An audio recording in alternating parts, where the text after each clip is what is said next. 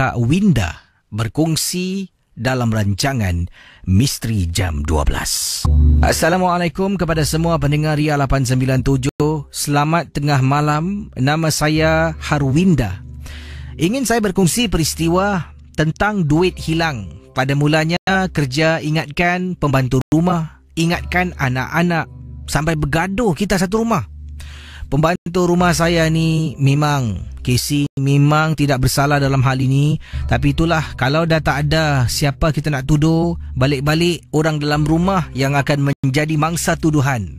Saya adalah seorang ibu tunggal. Saya ada 3 orang anak. Pembantu rumah lah yang selalunya tolong menguruskan segala urusan anak-anak. Saya ni bertugas sepenuh masa. Dan bila balik tu, saya akan cubalah sedaya upaya yang saya mampu untuk melayan anak-anak dari segi homework mereka, kerja-kerja sekolah. Pembantu rumah akan tolong masak, mengemas rumah, menjaga anak-anak sampailah saya balik. Saya ni adalah seorang peniaga kecil-kecilan. Saya bertugas seorang diri, tidak ada pembantu gerai. Pembantu pun tidak dibenarkan untuk membantu saya, melainkan menjaga anak-anak di rumah sahaja. Jadi ada kalanya bila saya berniaga, saya balik tu seringkali saya akan bawa pulang duit daripada perniagaan, masuk dalam satu beg yang saya zip, kemudian masuk dalam bilik, simpan dalam laci. Nanti sebelum saya balik dan tutup gerai, saya akan kira berapa jumlah kutipan pada hari tersebut. Misal katalah pada hari itu saya dapat $2,000. Saya ambil duit $2,000, saya dah masuk cantik-cantik dalam beg, masuk dalam laci saya di rumah. Dan keesokan hari sebelum saya pergi kedai ataupun gerai saya akan singgah ke bank untuk simpan duit. Tapi sebelum saya teruskan cerita, saya nak minta maaf. Dan saya harap kita belajarilah dari pengalaman saya ini. Jangan mudah kita menuduh seseorang tanpa bukti. Itulah yang saya nak ketengahkan dalam hal ini. Pada suatu hari, bila saya bawa duit saya yang saya katakan ada lebih kurang lah $2,000 contohlah, dia tak nak beritahu berapa dia buat duit lah takut nanti kena kejar kata beliau, sampai di bank saya pun nak simpan, pihak bank kira daripada $2,000 menjadi $1,800. Lagi 200 mana hilang? Saya naik marah, saya suruh simpan. Kemudian saya berniaga, saya balik, saya tanya anak-anak. Anak-anak kata tidak ada, tanya pembantu tak ada.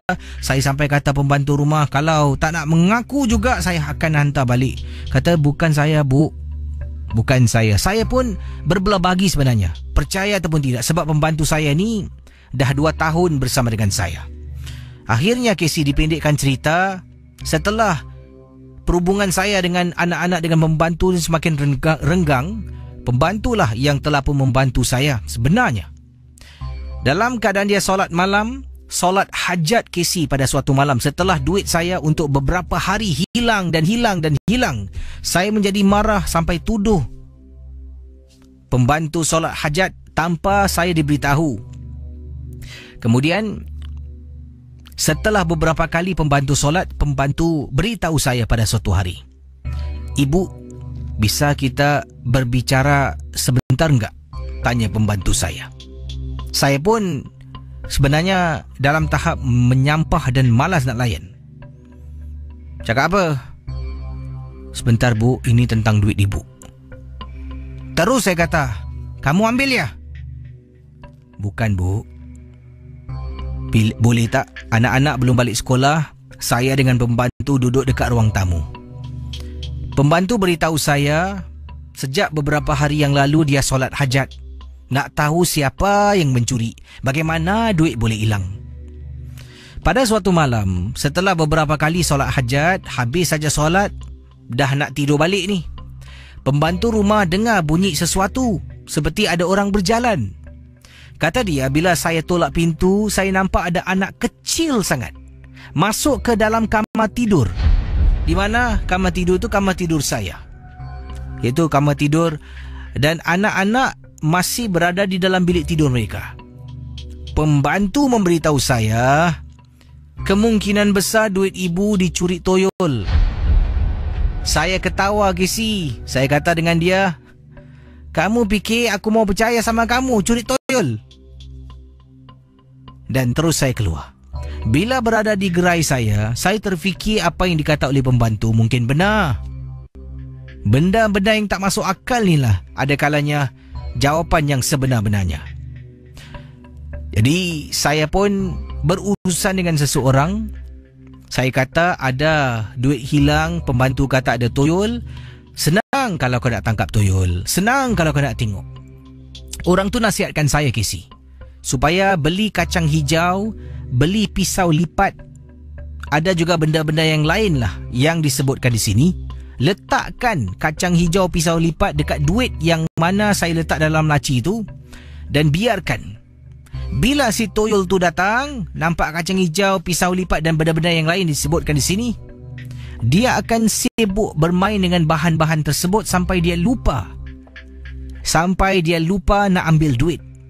Toyol ni lazimnya akan keluar hanya pada waktu malam untuk curi duit dan harus pulang sebelum azan subuh berkumandang.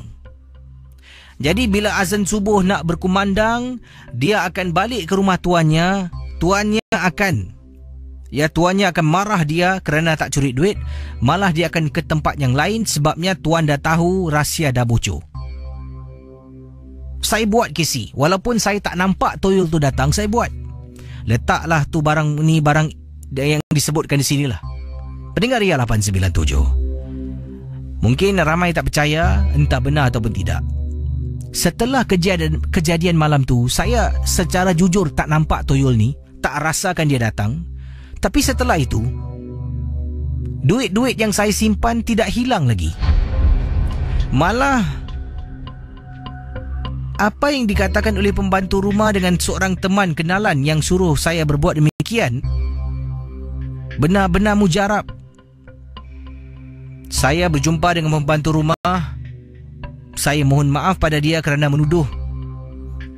Begitu juga dengan anak-anak.